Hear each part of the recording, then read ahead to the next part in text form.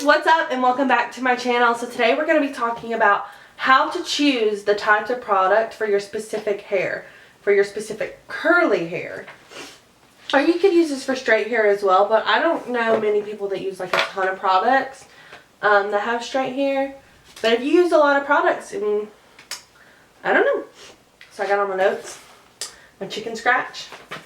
So we're going to dive right into this. And so the first thing that you want to look for is texture. And there are three types of textures you can have. You can have coarse, fine, and medium.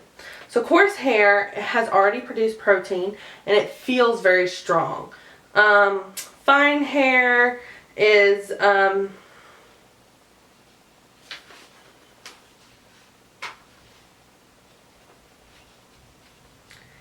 not very rich in protein, and medium hair is just kind of in between. And so the way you test this is you're going to take a strand of your hair. So I'm just going to do one right here. So I have a strand, a couple strands. Let me just get one. So the easiest test that I've found to do this is to feel it. So if you run your finger down the hair, if you feel something, like you feel the hair, like you really feel it, that's coarse hair. If you kind of feel it but not really, that's medium hair. And if you don't feel it at all, that's very fine hair. So that's just the different types of texture you can have. Along with texture, you have to think about the porosity of your hair, and you can have high, normal, and low. So low porosity means the follicles or the cuticles, like on like your strand of hair, are very, are closed and are very hard to open. So they're hard to absorb moisture. So it's hard for your hair to absorb the moisture. But once your hair has absorbed it, it's very easy to retain because your follicle or your cuticle doesn't open up. Now, one of the easiest ways for low porosity hair is to use steam, or like when you're doing a deep conditioning treatment using a heating scalp, or using warmer water when you're washing your hair. Now, then you have normal porosity, and so it's easy for your hair to absorb the moisture and it's easy to retain. That's kind of like where you want to be. You want your hair to be able to receive moisture and hold it so that you can go throughout your wash week, or however many days you go in between washes, you can go longer because your hair is holding that moisture. And so high porosity, it's when the cuticle is always open. So like it's very hard for that cuticle to close. So your hair will receive the moisture and it takes the moisture, but it loses the moisture very, very quickly and very easily. One of the ways that I've been using, because I have very high porosity hair, is I rinse, after I've washed my hair, I rinse my conditioner out with cold water. So I leave my conditioner in, shower, I wash my hair first, and I shampoo it, and then, or pre-poo, or whatever you're going to do, and I brush it using my Tangle Teaser brush, and then I put in my conditioner, and I tie it up, or I don't tie it up, but I put it back, and then I continue on with my shower. And then when I'm finished showering, I lean my head over upside down and rinse it with cold water, because that helps close the cuticle and help retain some of that moisture. And the way there's three ways that I found that you can test for porosity. And so that's a finger test. So what you're going to do is you're going to take a section. This is not a very big section. And you're going to hold it at the end. I have some shorter pieces, so we're going to hold it right here. And you're just going to slide up. So I'm going to do it. Let me find a different section. Smaller than that. Okay. Hold it like this. Slide up. Or you can even just do this on like a couple strands, which is what I did the first time. And you're feeling to see, if you don't really feel a lot of like bumps, it's it's like extremely smooth. That means it's low. That means you need to be using some warmth or something to open your cuticles. If you feel just a few bumps or a few rough spots, that's normal porosity. And high porosity is you feel a lot. You feel a ton all the way up your hair. That means your hair will break, or you just feel a lot of them.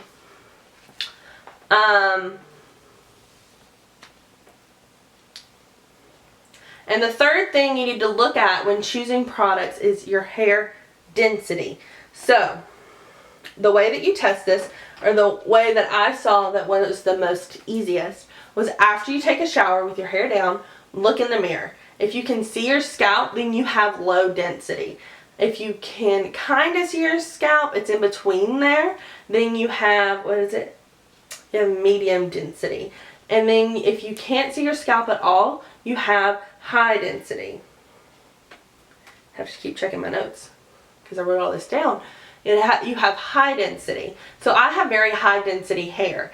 So my hair, I have a lot of it. It's coarse and it's high porosity. So choosing products for my hair, you have to go through not a couple steps, but there's just a couple things that you want to do. So let's say you have low porosity hair.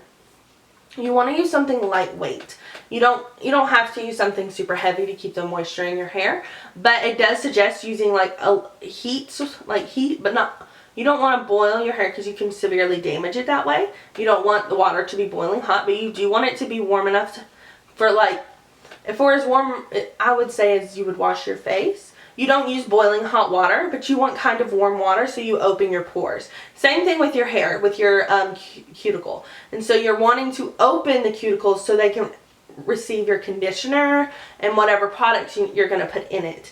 So using warm water or steam, if you have like a steamer, that would work really well as well to open those cuticles, especially if you're doing like a deep conditioning. For high porosity hair, you want to use like thick products. So you want to cover the cuticle. So you want something that has oils, or you want a gel that's something that's going to seal so that you can keep the moisture in your hair, and also doing that cold water rinse when you're rinsing out your conditioner. One of my favorite gels that I love that I know is going to seal my hair is the Shea Moisture Anti-Frizz Max Hold Gel. I have very high porosity hair, so this is what I use. For people that don't really have very high porosity hair, I would suggest something very light.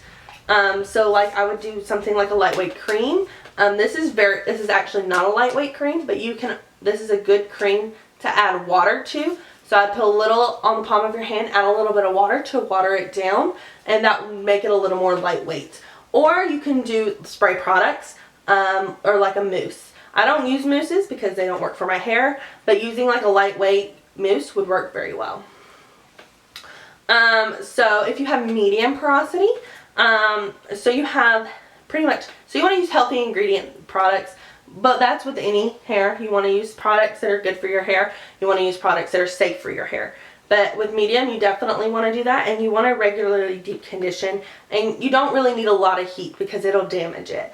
So trying to moderate the heat that you put on your hair. Now,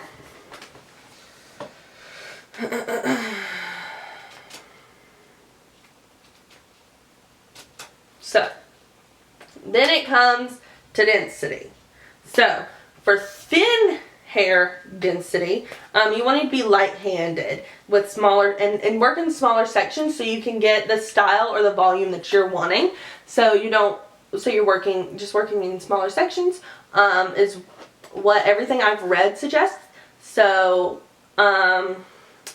for again light-handed or smaller products, you can use like a conditioner and then like a soft product, or there are some girls out there that can just use conditioner and their hair looks absolutely amazing. So we're figuring out what works best for your density. So if you have lighter density, again, all the research that I've done suggests like a mousse, like a very light mousse, and being very light-handed with that. You don't want to put tons and tons on because then it'll just weigh down your hair. And then medium density, really any product will work. You're able to style your hair as you choose, and you find products that worked for you. But thick hair density, it suggests layering products. Now, I always layer my products. I use 3 products almost every time I style my hair. I use a conditioner, a cream, and a gel. And that's just because of my porosity and my density and my texture. It just helps me style my hair the best. And as you can tell, this is day, like 5? And my hair still looks, I mean, it's a little frizzy, but it still looks pretty good. So making sure you play around with products, because this is not just you try one product and that's what it. You have to try and figure out what products work best for you, what styling works best for you, how much of that product works for you. I use a lot of products, but one of my best friends in the world, Olivia, she has curly hair as well, and she cannot use a lot of product like me. If she did, her hair would be weighed down and look very, very greasy. So playing with what works for your hair. Okay, and when it comes to texture, you have fine, and so it talks about a lot of the research talks about finger detangling instead of using a brush, because your hair is likely to break. It's the I don't want to say the weakest, but it's not as strong as coarse hair is what all the research suggests, from what I've been looking at. And so finger detangling is something that could really help. Not break your hair, and just kind of help you get all the tangles out and get the hair that's fallen out of your head, get all that out without ripping your hair. And again, for fine hair, using something that's light. You don't want to weigh it down with a super thick gel like but this gel, this Dippity Doo Girls with Curls, it's anti-frizz, but it's a light gel. It's a light hold gel. So this gel does not work for my hair, because it does not hold my hair. It is a very light gel, and it's this beautiful pink gel. I don't know if you can see the color, and it smells really good. And I like this gel for retouching, especially because then it's not super thick the rest of the day. But to start off with, I have to have a thicker product, but using a thin gel or a mousse would be very helpful for fine texture. Now, medium texture, again, if you have medium hair, it says all the research has said it's very easy to maintain. You can brush your finger detangle. You can pretty much use any products of your choice, going through and figuring out what products you like and what products are healthy, again, for your hair. Okay, and then for coarse texture. Coarse textured hair. It talks about, the research I've done talks about using a brush. I would specifically use one for detangling because it doesn't pull as much hair and it doesn't break. Your hair does not break as much. It just pulls the hairs that are already detached from your scalp. Excuse me. Detached from your scalp, because like in some curly hair like this, your hair detaches from you shed your hair naturally throughout from the time you wash your hair, from wash day to wash day. So, but like with my curly hair, it doesn't really come out until the next wash day. So making sure I'm using a brush to pull out all that extra hair, because that causes frizz, and I don't want any more frizz than I already have. So again, for coarse texture, using a brush. And it also talks again about using heavy products and making sure that you don't have to layer them, but using heavier products is just it's just a way to work with coarse hair. Another gel that I really love is the Pomegranate and Honey Coil Sculpting Custard. I really love this especially for day 1 hair, because it does have a hold. It does have a really good hold, and it smells amazing, but it's also it's just a good gel. I like it for day 1 hair. That one, and then using a curl cream. Again, as I said earlier, to water this down, this would be a great lightweight product. But to not water it down, if you just want to use it, I've used this for my coarse hair, and it works very well too. It's very similar to the Shea Moisture Curl Enhancing Smoothie. They're very similar in product.